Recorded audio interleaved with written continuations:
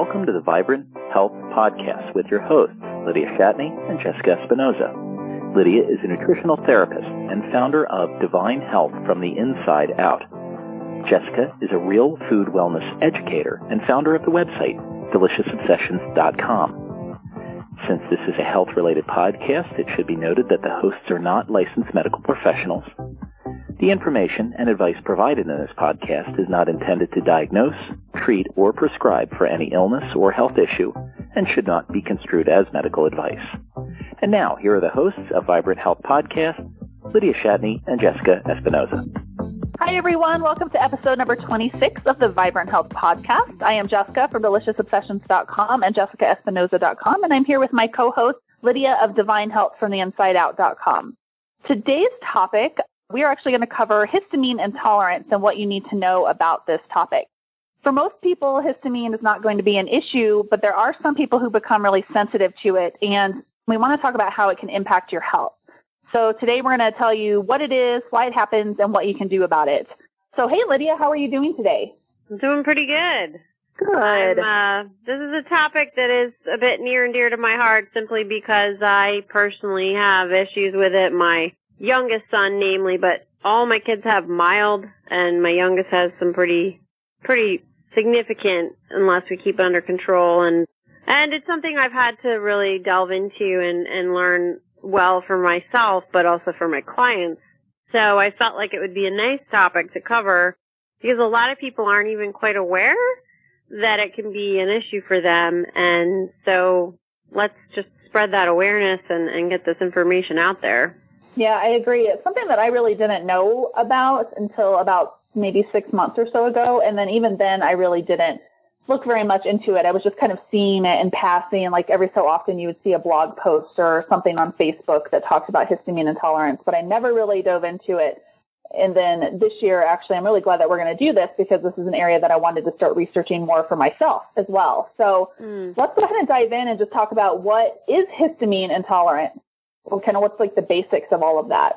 Yeah, and it's not just for people who have obvious allergies, that's the problem, and that's why a lot of people don't know about it. But histamine's an amine that's produced as a part of an immune response. So, that's often commonly seen in people with these allergies, but it can have a lot of other type of reactions. But histamine also performs several key functions in the body, and we actually need it. We need just enough in the body to help with a number of things. It helps with blood flow. It actually helps us digest our food, move our bowels even. It actually performs several functions in the bowel. And it can help us with attention because it acts as a neurotransmitter or chemical messenger that carries signals to our nerves. So when we have the right amount, we can do these things optimally. But when we have too much, we become intolerant to it and have reactions. And that's where you'll see the more obvious things like, sinuses and sneezing and even skin reactions. But also mood and behavior can be a big one. So maybe you've heard of that histamine bucket analogy. I'm not sure if you have or not, or if you guys are familiar, but you kind of want to think of it in terms of if we have too much, let's say we have this bucket that can handle our histamine. If we have too much, it's going to spill out and overflow, and that's what kind of causes those reactions. So we have a lot of factors that can cause the histamine to fill up. So it's really important to understand that and reduce the inflammatory offenses that actually cause this to happen. So for me, personally, I'll give you an example of what that can look like. I've always had seasonal allergies, like really bad allergies to scents and like perfumes and candles and sprays and cleaning products. And I would get these bad allergies and react really badly. It was just awful. But I finally got that under control when I changed my diet and I got more health conscious. But nowadays, when I have a histamine reaction, it's more because I've got a lot of stress, a ton of stress. Some of my key environmental triggers, like dust or, mildew or just an old basin that I have. And if I spend too much time down there and I'm stressed out, or I sweep or vacuum or something like that. And then on top of that, so my adrenals are tired or tanked and I'm just really stressed out, I've exposed myself to this stuff, and then maybe I'm eating high histamine foods because I'm not really paying attention, I can just react really badly to any additional histamine because my body's just gone overboard there. I also know for me personally, focusing on that adrenal support, magnesium helps me just keep those reactions at bay. So that's important to understand because, there are going to be times where people may have more histamine issues if they're not, if these things all add up. Okay? Mm-hmm. Yeah, it sounds like it's one of those things that you can probably manage it once you recognize it. But yeah, life gets in the way, stress happens, events come up to where you may not be as focused on kind of keeping those histamines at bay, essentially, the histamine response at bay. So it's another one of those things that we have to just kind of try to stay vigilant with if we suspect that we have histamine issues. Yeah. So let's talk about some of the symptoms of histamine intolerance because, some of them kind of overlap with other types of symptoms. So it might be an area where if people are having these, they might want to explore whether histamines are an issue for them. Yeah, there's probably a lot more than I can even say for sure, but the lists that I'm familiar with are the most common. And there are actually things like headaches, migraines, especially around your cycle, which is interesting because there's a mineral and hormone connection there, but difficulty falling asleep, easy arousal. Hypertension is one, vertigo or dizziness, arrhythmia or an accelerated heart rate can be a reaction.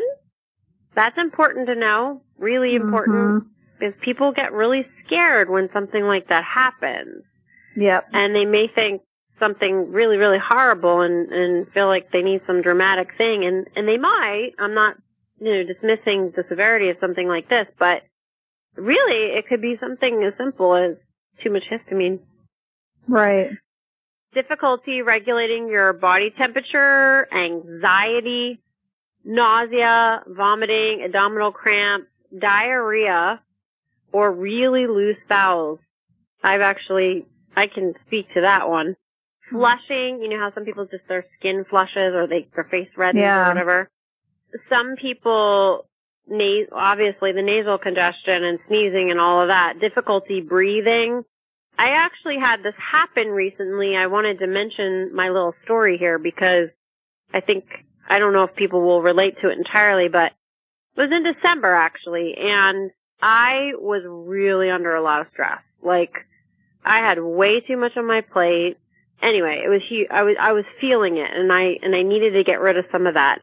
But it was to the point where you're like, oh my gosh, it's just too much. It's just too much, And so I had that, and then I had this sudden project that I took on, and because of it, I cleaned my house to prepare for my colleague to come, and so we could get it done. And I just overdid it, and I cleaned, and I sweeped and vacuumed, and I can't really do that without it bothering me. My body just was like, shoot, nope, you're done, you're toast. And so what happened was I had horrible breathing problems to the point where I needed, it was like asthma, which I did have asthma, which I hadn't needed any support for over a year prior to that incident. I had been able to get off my inhalers and everything like that, but I couldn't breathe. It was horrible. It was really awful. Wow. And I just felt really bad for a couple of days, did everything I could that I knew to do, and it took a lot to really deal with. So I had to avoid all histamine foods, be really careful, take enzymes, just really support myself to get through that. So right. I guess sharing that is something that can maybe help people realize it can become pretty intense. It can cause some pretty hefty health ramifications. So just keep that. People may be having that happen, and they're not realizing what a potential trigger is for them. So exactly. Hopefully if they have experienced that, and they have been kind of confused as though, why is this happening to me? Maybe this is an area that they could look into, and hopefully that would help address those situations, because that sounds absolutely terrible. So. Oh, it was terrible. It was terrible. It was very discouraging. I ended up having to get an emergency inhaler. So that wasn't very fun. Wow. Yeah. It hasn't happened since. So, because I'm super no way, that's not happening again. I'm totally managing this better. Right. Now, here's one that a lot of women can probably relate to: abnormal menstrual cycle. So this could be a piece, potentially. Right. Obvious thing like hives, your urticaria. My brother has a severe histamine problem. He actually he's allergic to bee stings, but any bug bite, he swells up massively. And I remember as a kid, he'd always come down with hives. He just seemed to always get them. And he has this issue where if you literally take your finger and just kind of go whomp on his arm, not even a hard swat, he will welt. Wow. So that's a severe histamine intolerance. Wow. And there's going to be variances for people, depending on a lot of factors, but that's just something, if someone who has that sensitivity, they share this information with them. Mm-hmm. Eczema, which I used to have, and my youngest son, low blood pressure, fatigue, and tissue swelling. So those are probably the most common. And so if any of those are something you struggle with, you may want to look at this piece of your health puzzle and see if it's potentially going to help you. Right. Oh, I love that analogy too. I think the more that I learn and hopefully help people understand that your health really is kind of a puzzle, and there's all these different things sometimes that you have to look at, and it can be kind of overwhelming. But you just with time, you just look at a new area, and if that puzzle piece fits, then awesome. And if it doesn't, then you can move on to the next area. So sure. This is just one more little puzzle piece that you may or may not need to address. I know that it may be an area that I need to look into as well, because some of these symptoms are kind of resonating with me. It makes me curious to see if this is an area that I need to look into for my own needs. So let's talk about who is likely to suffer from histamine intolerance now that we know kind of the common symptoms. Well, really anyone today could, because of the actual causes behind high histamine. We're unfortunately at a point in history where, we're just nutritionally depleted for so many reasons. So there's a lot of factors that can cause high histamine levels, and pretty much anyone can relate to a number of these things. So the first, and this is something in my family, calcium or magnesium deficiency. Most people are magnesium deficient. Mm-hmm. Your faster oxidizers, which is your metabolism, if you will, they usually are depleted in calcium. Their body just can't hold on to it for various reasons. So there are people out there who maybe have both magnesium deficiency and calcium deficiency, and it's a double whammy. And I know for me personally, as my magnesium levels have improved, my symptoms have decreased. The asthma was a big one that I was able to recover from, in big part due to the magnesium.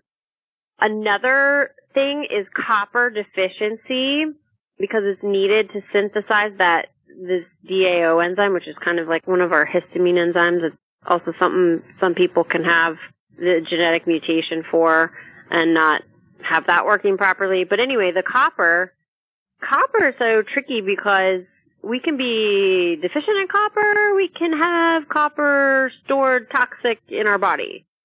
It's really all about copper regulation, which no one has correct, but some people can really be deficient. And usually those, again, are your fast oxidizers, which is, that's an HTMA term, a hair tissue mineral analysis term that you don't hear often, but you do if you've seen your HTMA, you're going to know if you're a fast or a slow oxidizer. I happen to be a fast, so does my youngest son, and we both have copper deficiency. Mm-hmm. So add that to our list.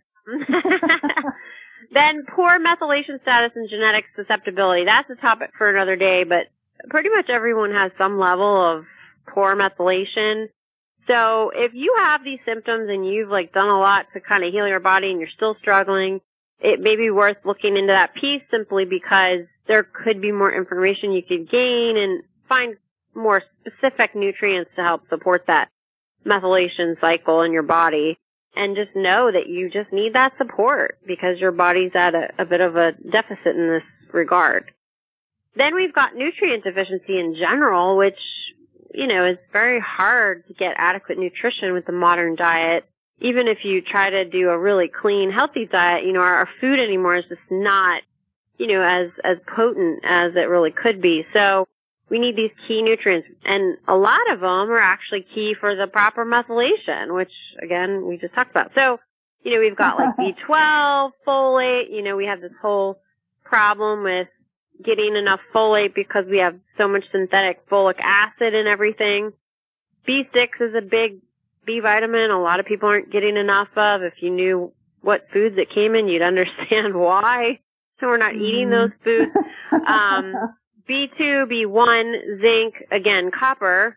And then whole food C is a biggie too, and we've talked about that on a past podcast. Mm-hmm. So anyway, yeah. But those are some of the biggies. So, anyone can start improving their nutrients, and that's going to help for sure.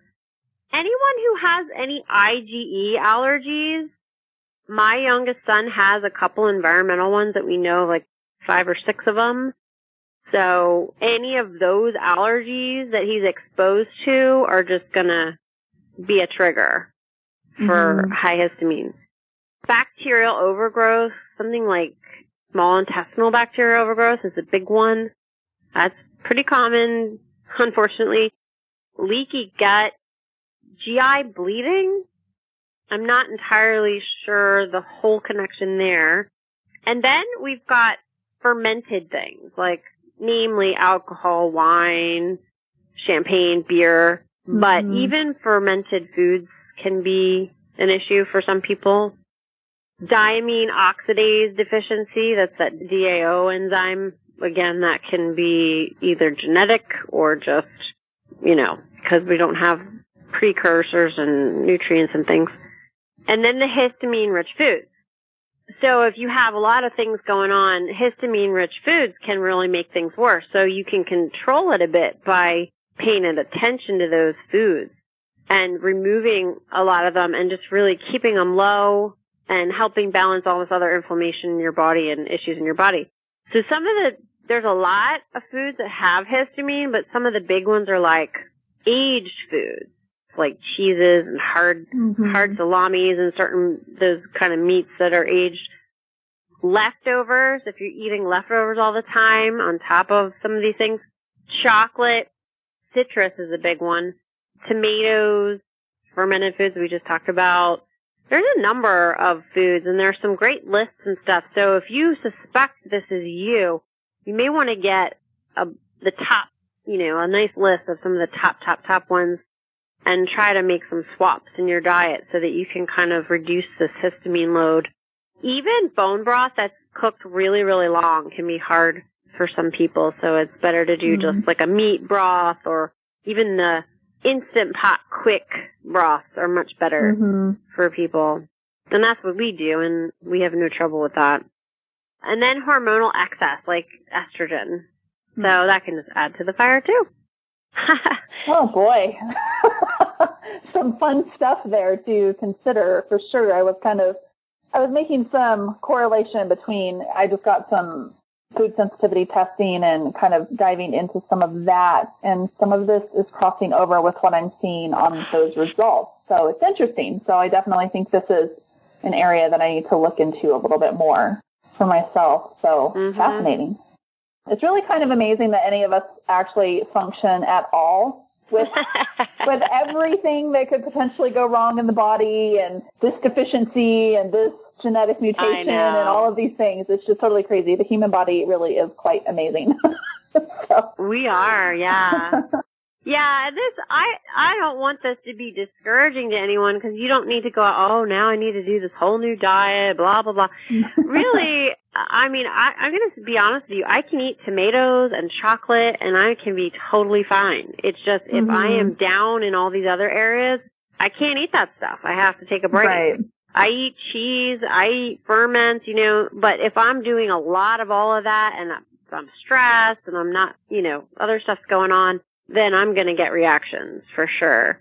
But, I don't try to eat a lot of histamine on purpose. I'm pretty balanced, but there are times when you just don't pay attention, Yeah. You just can't always be on top of it. So, I don't want anyone to get overwhelmed by this information, but it could really help you. It could really help you feel better, and getting to the root of your health, continuing to get to the root of your health is just a process. So. Absolutely. Well, let's give people a little hope now. So what can we do about if we really are suspecting that histamine is an issue for us? What can we do to support ourselves and maybe help clear up some of those issues? Well, I'm living proof that we can do better and feel better. So, I suffered badly for majority of my life with severe allergies, and I really don't anymore anywhere near the degree. I have some mild, incidences here and there, and I know my triggers, so sometimes you can't avoid them. But let's just say the basic stuff you need to do to get healthy anyway. So clean diet, because why? You need those nutrients, right? So eating real food, the best quality food you can source and afford. Anyone can do that. Anyone can start that process. You guys are listening to our podcast. You probably already have, because y'all are awesome like that. Reduce stress. Who doesn't need to reduce stress? And stress, remember, stress is anything at all our body will perceive as stress that causes any kind of reaction. So, like for me, a lot of my stress was like mental and overwhelming at the time when I had that major incident. So that was, and I just had to take a step back and be like, okay, let me hash this out a bit. And some of it I was putting on myself, quite frankly. Right. Yeah. Some of it was very real and I couldn't avoid, but some of it was me like getting into a mental state of panic. Right.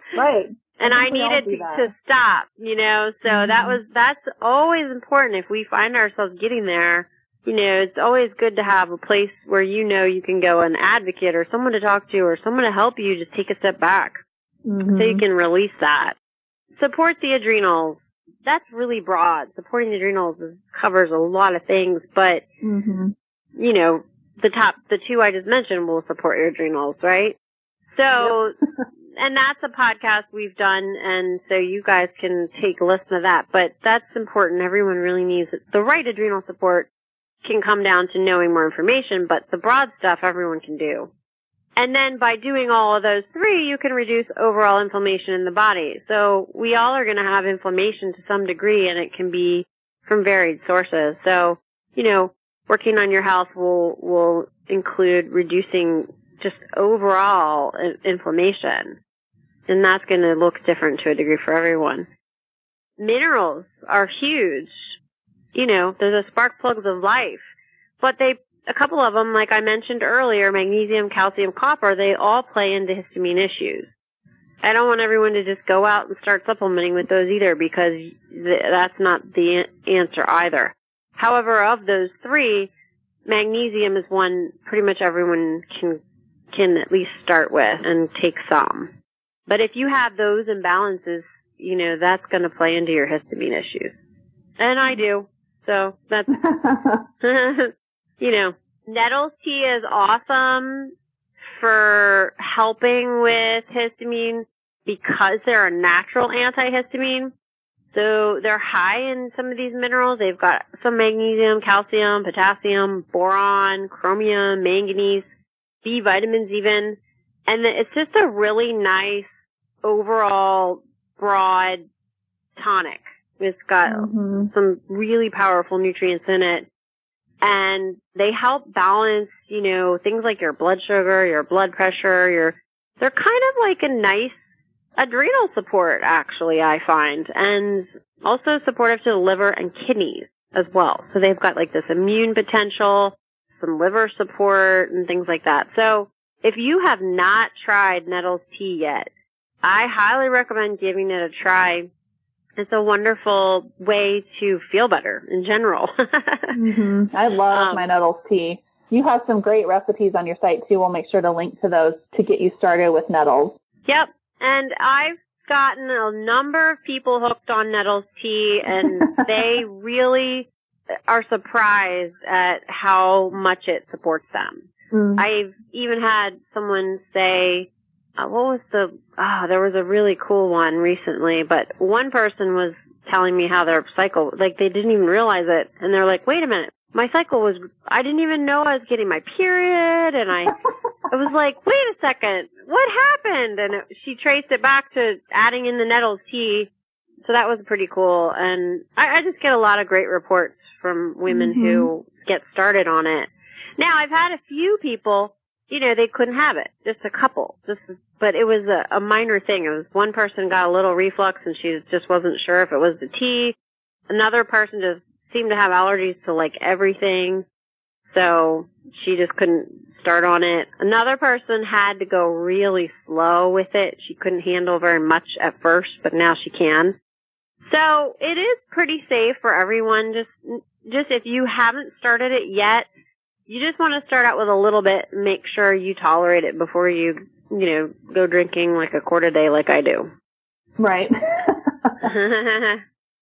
And then, so, like, if you are symptomatic, like anything on that list, you want to try reducing higher histamine foods to see if it helps those symptoms. Because it is one thing you can control, and it will add to that load and tip your bucket over and spill it all over.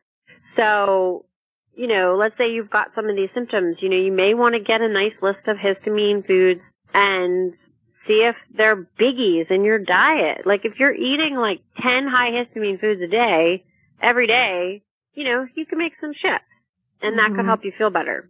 I had one mom with a baby who would not sleep. She just literally would not sleep. The mom was exhausted. She was just like, I don't know what to do. She had bad eczema all up and down her arms. And when we looked at her hair test, she was like totally needed to get histamine foods out because she was like a really extreme pattern. And within a week, actually not even a whole week, she was sleeping through the night. Her skin was starting to improve, and Mom was actually finally getting some sleep and feeling better. So, good. I mean, it's That's awesome. really, so it can make a huge difference, and so that was a really cool story to hear. I was like, oh, wow, that's amazing. It was keeping this kid up. So there's also enzymes, the DAO enzymes. Some people really benefit from taking them, especially if you're like, let's say you're out somewhere and there's some histamine in your meal and you kind of can't really, do much about it. Take those enzymes, if you're somebody who has more of these symptoms. That would be a nice thing to add in. However, I will say, like, for me, when I was out of control, like, it wasn't enough to help. Like, I just needed a lot more. But, if it's something that you need just to keep things on the down low on an ongoing basis, that can be very helpful for many people. So those are an option as well. And then genetic testing is another step that if you've done a lot of this other stuff and you're still, having some issues, getting your genetic data can really help you see, like, if you have more issues that you weren't aware of. And that can give you more clarity and nutrient support there. So I love using the HTMA to get started and getting deeper into issues with histamine, especially to see those mineral imbalances. Because, the low magnesium, the low copper, also weak adrenal glands really contribute to issues with histamine. And the fast oxidizer pattern is the one that tends to have more noticeable struggles with histamine. And we can make changes really quickly knowing this and really help people feel a lot better. So that's a really awesome option. And if you are, let's say you've gotten your 23andMe test done. Many of you may be familiar with that genetic testing. And you've gotten it done and you're like, I have no clue what any of this means. Like, I have no idea what to do with this information. my colleague Jessica Bischoff of Simple Steps Nutrition does a really good job. She offers a consult and goes over this with you. So that is another option for you because there's several DAO SNPs that can affect, plus there's things, I guess they're like precursors to that, or I'm not really going to be able to explain this well because I'm still learning about all this. But she's good at interpreting that data to help you utilize that information practically, which is huge. So that's another step at some point people could take if they feel like they're ready for that. So that's like a real broad, kind of way to overall support yourself. It's a lot of things, that can go into the mix, but, a lot of it's stuff we all need to be working on anyway, so there's definitely hope that, you can feel a lot better if you kind of get a lot of this stuff underway and figured out. Absolutely. Yeah, it doesn't sound as overwhelming, I think, because you're right. People, they hear about, such and such thing, and then they're like, oh, great, it's a new diet, or it's all this new stuff that I have to implement into my life, and I just can't handle doing all this stuff. But really, a lot of this is things that most of us are probably already doing. If we're kind of in a health journey and we're focusing on, eating clean and reducing our stress, a lot of kind of managing the histamine intolerance sounds like things that we're already doing, with maybe adding in some things like the nettles and avoiding some of the high histamine foods and stuff like that. So it sounds really manageable. It's not something to be overwhelmed and freaked out by. So yeah. I mean, if you've not done any of this, then it could be overwhelming. But there's hope on the other side. Another thing I didn't mention was probiotics. By the way, that's another support too. But that's a whole long topic. But if you're working on a lot of this, you're certainly going to see improvements. So there's a lot of people who hear this new information and freak out like it's some new thing they have to figure out. And I don't want anyone to feel that way. So hopefully this was helpful and a good starting point for people to at least be familiar with histamine and what it entails, and a starting place to get moving forward, recovering from some of those symptoms. Absolutely. Yeah, I think this is an excellent starting place. So we'll go ahead and wrap up for this week. Make sure you check out the links and the show notes from this episode so you can get, links to previous podcasts. We have podcasts that cover a lot of what we talked about today as far as individual things like adrenal health and minerals and stuff like that. So make sure you check all that out. Further information, and we will be back again next week. We hope you guys have a great day. Thank you so much for listening to the Vibrant Health Podcast. We really appreciate you taking time out of your day to listen to the information we're sharing. If this information resonated with you and you know others who could benefit from it, we would love it if you'd share it with them. We'd also be very appreciative if you could leave us a review on iTunes or Stitcher. If you're on our sites or YouTube listening to this, we'll have links down below where you can leave a review. If you're on your phone listening through the app, you can also leave a review directly through the app. It only takes about a minute, super fast, super easy, and your shares and reviews help us reach more people with our message of health and wellness. So we really, really appreciate your support. If you're looking for more information on health and wellness in general, both Lydia and I have a ton of information on our sites. You can find me over at jessicaespinoza.com, which is my main practice website and where I offer my 21-day sugar detox coaching. And in the future, I'm going to be offering nutritional therapy coaching as well. You can also find me on deliciousobsessions.com, which is my main real food and natural living website. You can find Lydia over at divinehealthfromtheinsideout.com, where she offers nutritional therapy consultations and hair tissue mineral analysis services for those who are ready to take their health to the next level. Lastly, if you have any suggestions for topics you'd like us to cover in future episodes, we would absolutely love to hear from you. We want these podcasts to be as informational and inspirational as possible, and we'd love to hear from you and understand exactly what you would like us to cover. You can email us or leave a comment below, or even give us a shout out on social media. We both look forward to serving you and inspiring you to live the healthiest, happiest lives possible. Thanks for listening.